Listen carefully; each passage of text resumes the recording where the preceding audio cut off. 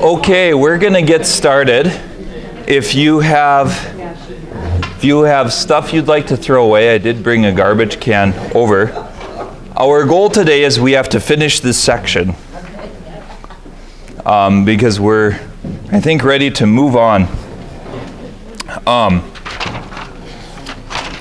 Okay, so Clement of Alexandria. Alexandria is the major city in Egypt. Northern Egypt. It's on the Nile Delta next to the Mediterranean. It's probably the largest city in the world at this time. Remember, it becomes a very important early Christian city. So Clement is one of the first notable bishops. I mean, everyone kind of claims this is the post-apostolic age, so everyone wants their church to be founded by an apostle. By tradition, the church in Alexandria was founded by Saint Mark, but like we've said before, there are probably Christians there before because it was the largest Jewish community outside of the Holy Land. Was in this northern part of Alexandria. So Clement is one of the major bishops. He goes from Athens to Egypt, so you could see that there was a lot of commerce between Greece and Egypt. Egypt was Greek-speaking, and they sailed across a lot. Politically, oddly enough, North Africa becomes much more associated with Rome and the West. It follows Roman stuff instead of the Eastern things. We'll get to that in a bit. Clement was one who worked on the integration of classical philosophy with Christian, like classical philosophy and literature with Christianity. He's going to take a lot of the best of pagan philosophy, a lot of the best of the writings of the Greeks, and try and show their connection to Jesus. And because of this, he gets put in charge of an institution that's fantastically important. It's called the Didascalia, but it means like the place of teaching, the place of the disciples. And this school, this sort of institution, if it was still surviving, one could say it'd be like the oldest university in the world. But it doesn't survive that long. But if you've heard of like the Library of Alexandria and the Ptolemies, this is that time. And there was, the Library of Alexandria is a more secular institution in the sense that it's not directly associated with Christianity, but it gives you a sense of how connected Alexandria was with learning. In this city, there were places to study. So he gets put in charge of that, and it's this recognition in early Christianity that if you're going to have teachers and missionaries that you send out into the world, you have to educate them about what they're supposed to teach and be a missionary about, because there is a great amount that can be done from personal experience, but Christian history, like we'll get to later today, is full of people that think they're on the right track and end up in really strange places. And so teaching becomes important, like learning the Christian faith. One of the odd things that would probably surprise most of you is that the idea of like priests going to a seminary to be trained, men going to a seminary to be trained, only comes from the time of the Council of Trent in the late 1500s. There wasn't a formal program of education before that, which had issues. It's not always a good thing. So Clement wants to encourage the pagans to give up their beliefs. Next guy is named Origen of Alexandria. So this is another guy from Alexandria. He gets put in charge of this catechetical school. We have the problem with him that it's really hard to know exactly what his life was like because he ends up in some kinds of crazy speculation and later gets condemned. But we don't know it's hard to know, if you read the school newspaper about your rivals, in the week before homecoming week, you probably didn't have the nicest things to say about them, right? it's not necessarily a good source of material for what life was like at that school. And that's just like a homecoming rivalry, or you think of some of the football games and some of the college things. This is that to a kind of preeminent degree. We don't know exactly what things were like for him, because lots of the writings that we have about him are from people that didn't like him. And what you'll find happens in history quite often is there's one person who has sometimes crazy ideas, but they're not nearly as crazy as the dumb people that come after them. So it'll start out and someone will have some crazy ideas. This is an experience with liberation theology, for instance. Anyone heard of liberation theology? It really takes root in Central America, and it's a kind of combination of the gospel with a lot of social justice things. The original idea was to push back against these wealthy landowners in Central America that were depriving native peoples of their rights. And there's a sense that the gospel is sort of a call to mission, even in civil society, for people to have rights. And so the founder of liberation theology maintains his connection to Jesus, and he talks about the importance of Jesus, Son of God. He keeps all of the classical teaching.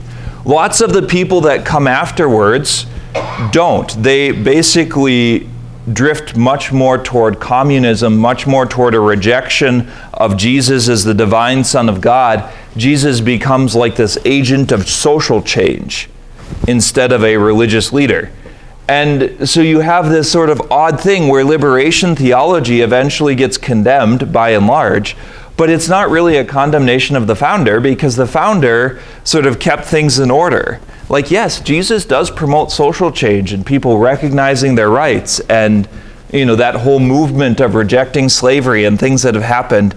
There's a big part of that you can get from the gospel, but he maintains that connection to Jesus. And the people that come after him just kind of chuck it.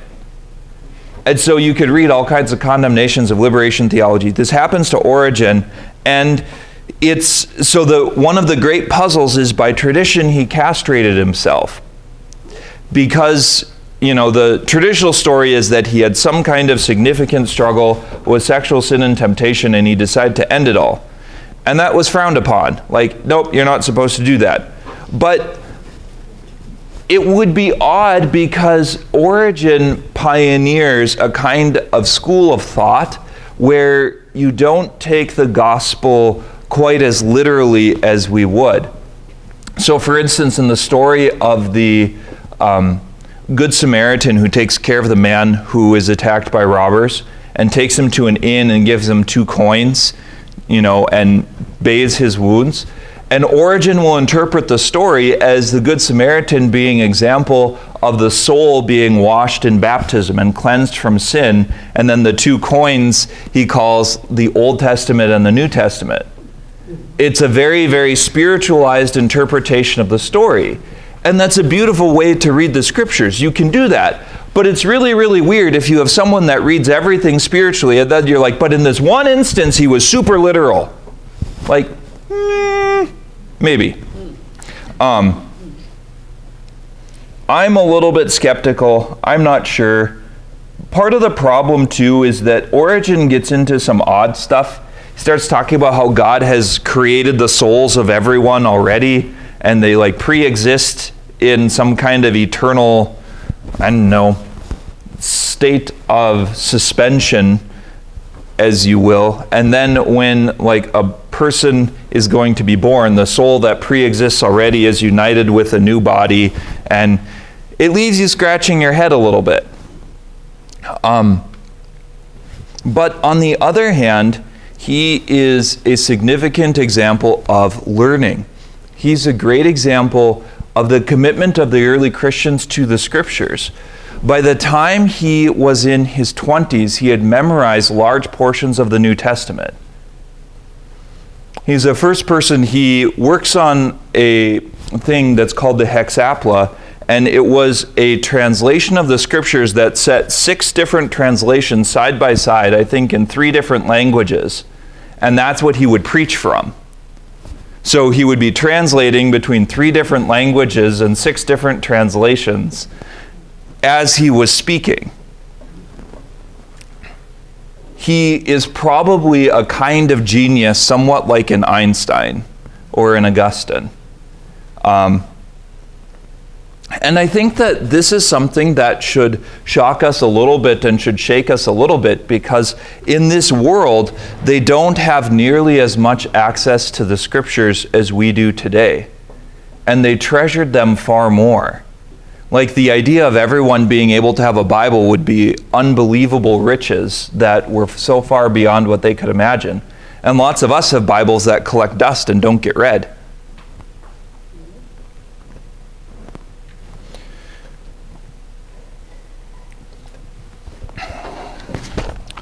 So he follows some teachers. You can read some of the more particular notes about this. One of the things, this is on page 96, that happens is as persecution is increasing, and if you remember time period-wise, this is before the advent of the major Roman persecutions, but there's certainly persecutions in individual areas.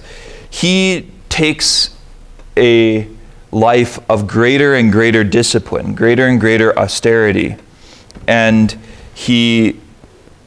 it commits himself very much to fasting and prayer. And again, I think that's an example that's worthy to hold up, that's worthy to imitate, because we easily lose sight of the importance of that. And early Christianity was very convicted that this wasn't just something extra, this was necessary of growing in discipline.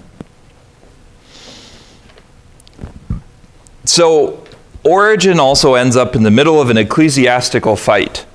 So he got into a conflict with his bishop. We don't know exactly what the conflict was. It could have been about this self-castration thing. It could have been about his theology. It could have been because Origen was probably smarter than the bishop and the bishop was jealous.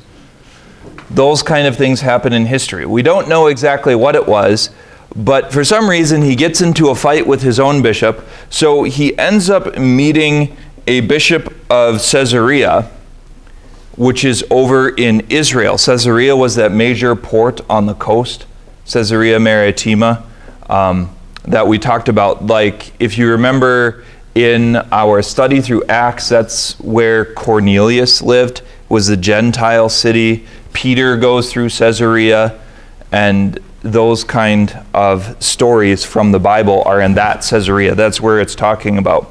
So that bishop he gets along with better, and so that bishop ordains him a priest, which causes his bishop in Alexandria to have like a nuclear meltdown and excommunicate the bishop of Caesarea and say that he's not Catholic and all these things.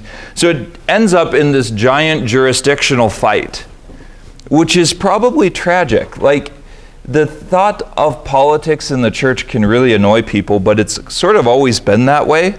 And now it's probably better than it was. There's a pretty incredible number of saints that don't end up getting along with their bishops, and the bishops aren't saints, and the saints are. Later, he dies in the Decian persecution. He's eventually arrested, and he's not actually killed like a martyr, but his health is ruined by the tortures that he underwent, and he never really recovers again. He's not usually regarded as a saint, but that's probably because lots of people that followed him were crazier than he was, and they end up in bigger trouble. Some of the early things about him too, the church has this principle that you don't condemn people for teaching that gets clarified later. So for instance, St. Thomas Aquinas speaks against the Immaculate Conception of Mary. But Thomas Aquinas lived in the 1200s, and the Immaculate Conception wasn't declared final teaching until like 1850, so over 600 years later. So you don't condemn someone like Thomas Aquinas for this position because he was already long dead. Actually, one of the really sad stories in history, there was a pope that an empress really didn't like, and after he died, they dug up his skeleton and they put his skeleton on trial and condemned him. I'm not sure what good that did, or what the skeleton offered in his own defense, but that actually happened. I would propose to you that once people are dead, we should leave them rest in peace. We don't need to dig up their skeletons, because it doesn't do a lot of good to try a skeleton and sentence them to prison.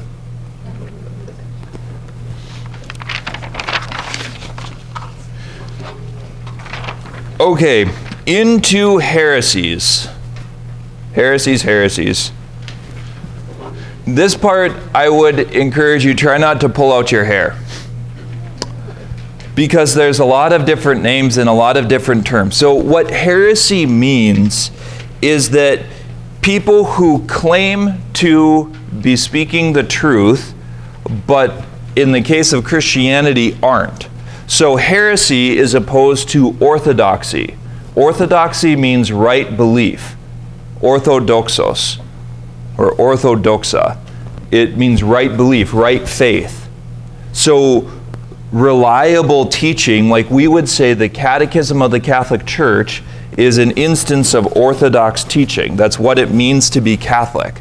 That's an outline of the faith. Heresy is the opposite. So one of the major heresies that we'll get to, for instance, is called Arianism.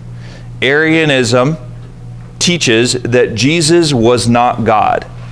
He could have been a super creature, he could have been higher than the rest of humanity, but Jesus wasn't God.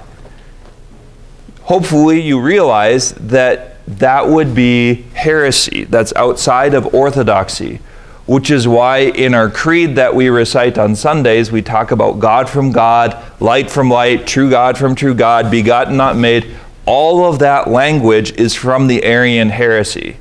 Those are all affirmations of things that Arians denied. So in this case, we have to be a little bit careful, because there's also a group of believers called the Orthodox, which is a different historical reality than orthodoxy, like we're talking about in the context of heresy.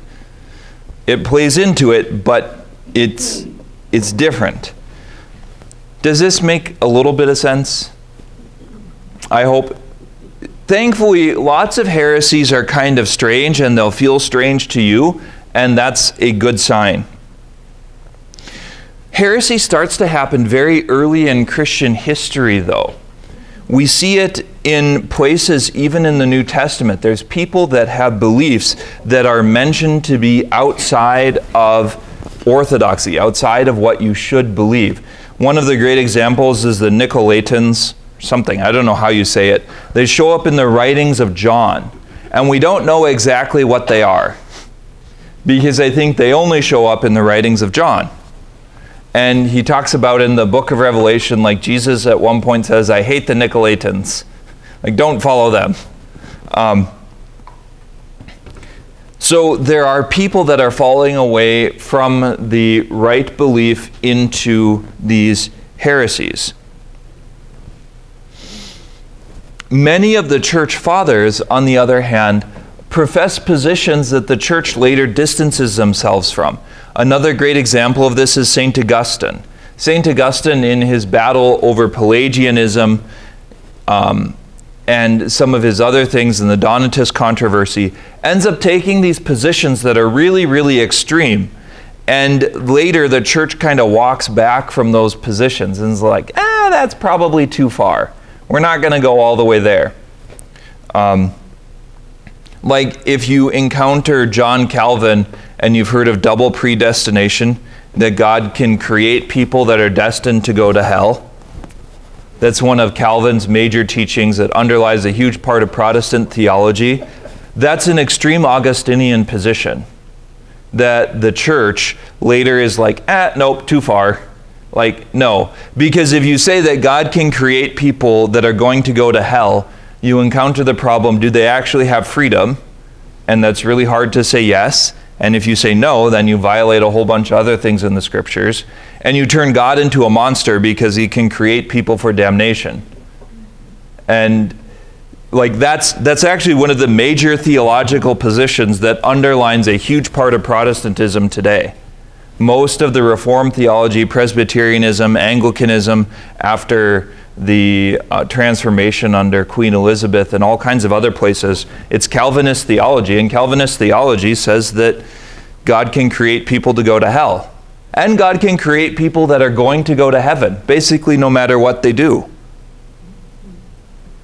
And it's a really, really weird position. He pulls it, it's an extreme Augustinian position. So the church doesn't say, Augustine, you're no longer a saint. It just says some of these positions go a bit too far. These battles could be intense. In lots of places, heresy gets caught up in politics. This becomes so exceptionally important that it's almost unbelievable. The battle lines between Orthodox and heretic often end up as political battles. And this happens repeatedly in history and is not really a good sign. Because in a sense, the religious question should be separate from the political one. And that doesn't happen very often. Sometimes they lead to riots, like people actually attack other churches and steal their images and burn things down. And it's not just like nice, stuffy debate at a university where people get up to a podium and have a big stack of papers and argue with each other. That's not the way that debates work in history. It's a lot more violent. And there's a whole stack of heresies that we're going to cover. The major one of the first ones that I would point out is called Docetism. And that means it's about appearance. Jesus didn't really die. He just appeared to die. That causes all kinds of monstrous problems. So in Docetism, Jesus only appears to have a physical body, but he doesn't really have a physical body. And part of it is because it's coming from emphasizing the position that if Jesus is God, God cannot die. That's illogical. It doesn't really make sense. How do we make sense of it? Well, that's where the emphasis on Jesus and the unity of his person comes from. That Jesus is true God and true man, and in his humanity he can die.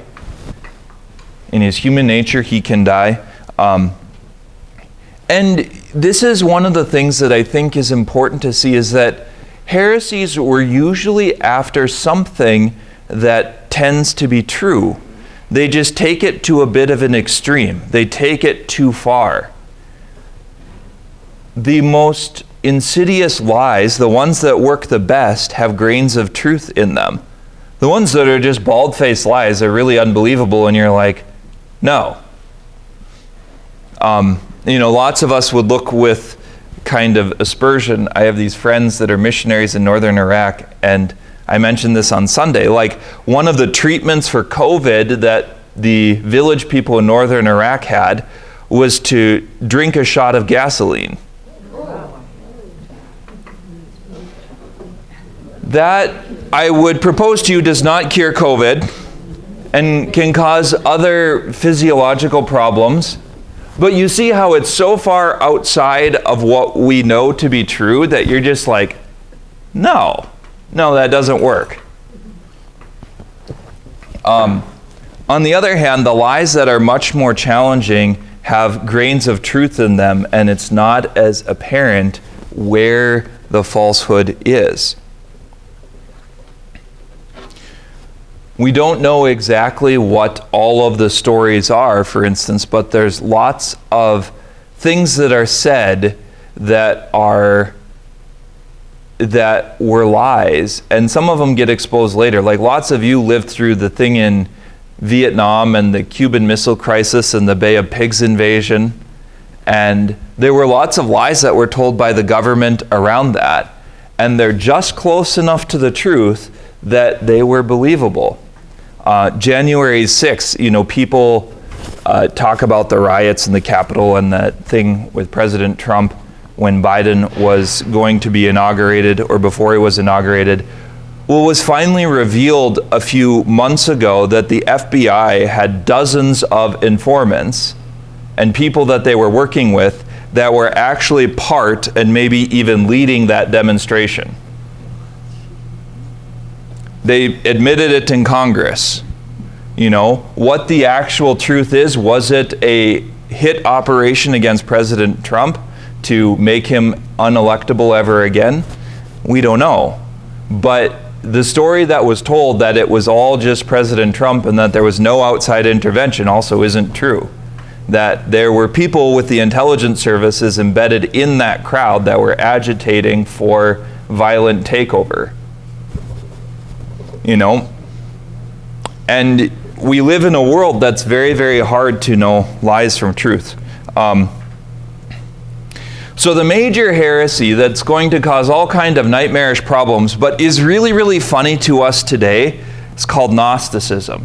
This is on the bottom of page 97 and into 98.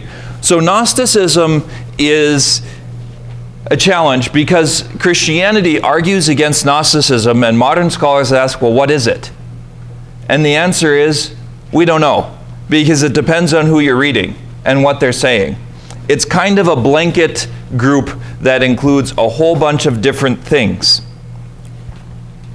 So Gnosticism is a kind of combination.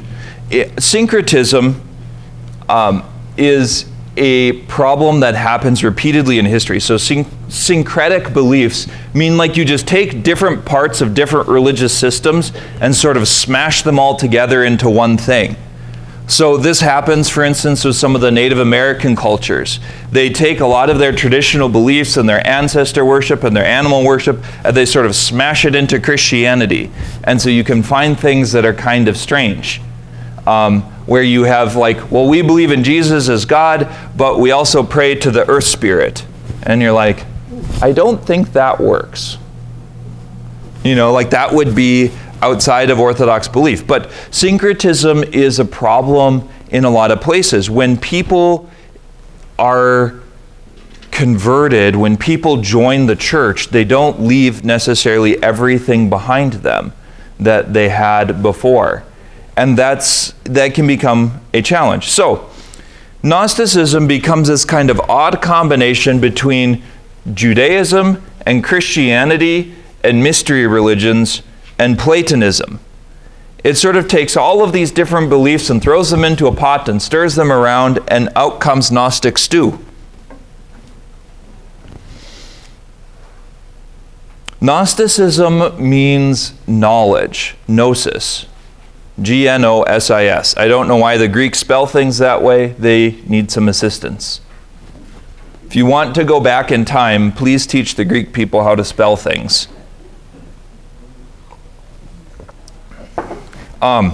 So in Gnosticism, you are saved by knowledge. There's a secret set of hidden information that's given to this group called the elect that isn't available to everyone else. And this becomes a problem in all kinds of places. Christianity has a few tendencies in this area because there are Christian teachings that we say are salvific. So is it salvation by knowledge? And the New Testament argues, no, it's salvation through faith by grace. Salvation is a gift. But there's things that you should know, that God is Father, Son, and Holy Spirit, you know, those kind of things, baptism, sacramental life. There's definite pieces of knowledge that are part of the story. Gnosticism is this to a kind of strange degree. Like one of the great examples, Augustine becomes a Manichae for a while. Manichaeism is one of these Gnostic heresies. And in Manichaeism, you have to be a vegetarian, and by eating the fruits and vegetables, you release the spiritual particles in them that are divine so that they can be back in communion with like the divine spirit. And other things trap spiritual particles in the stuff that you make, and that's bad, and you shouldn't do that. Sounds kind of strange, right? I hope so. But if you start thinking about this and you peel away the layers, lots of modern diet science is moving in this direction. Lots of modern young people, like Gnosticism is roaring back into our public debates and into consciousness. Because people believe that if you eat certain things and you do all these things, then your body's natural defense systems are all going to be great and you're going to live forever and on and on and on and on. and they put medical science behind it and studies, and it's sort of repackaged Gnosticism. It's not to say, again, that it's completely wrong. I would say we don't exactly know. I would propose to you that the human body doesn't work that well, and death is actually a good thing. I have no desire to live forever, and I hope you don't either, because after like 80 or 90 years, your body gets kind of worn out. And I don't want to wake up with arthritis forever. No, thank you. I don't, like sometimes people talk about living forever in this world, and it's like, why? It's not all that great. I'd be rather curious what pizza tastes like in heaven, and I'm sure it's better than pizza here. So I think we have to be careful. Gnosticism comes about because they're wrestling with this question: how can there be evil in the world? If there's evil in the world, did God create it? How do you solve this? This is probably the most difficult question in all of Christianity. In the modern world, the way that you usually hear it is, why do bad things happen to good people? And the answers to that are really, really hard. There aren't good answers to it, because sometimes you see people that are innocent of things, some things, although they're not completely innocent, right? Because all have sinned and fallen short of the glory of God. That's part of what we deal with. But you have to wrestle with this question. There's so much evil in the world. Where does it come from? Did God create it? It sure looks like He did, because if He didn't create it, then why is there so much of it? And so Gnosticism ultimately posits that there are a dual principle. There's like a good God and a bad God. There's a God who loves us, the God of the New Testament, and a God who kind of hates us, the God of the Old Testament. The God of the Old Testament is angry and hates us because we sin and fall short and don't live in covenant with Him. And the God of the New Testament says it's not so bad, and you can be forgiven. And so you have this dualistic creation. You have a dualistic thing that happens that's at the heart of most of Gnostic systems. And again, even the Catechism will say that only the whole teaching of Christianity is capable of answering the question of good and evil. You need everything. You need good creation. You need the fall. You need redemption. You need grace. You need heaven. You need eternity. You need the ultimate judgment and justice of God being meted out over time. Because when you look at things in this world that are really, really challenging, they're really, really challenging. Like there's no easy answer to it. There's no easy way around it. You see a young child that's born with chronic heart disease or congenital heart disease, and they basically aren't going to survive. What did they do?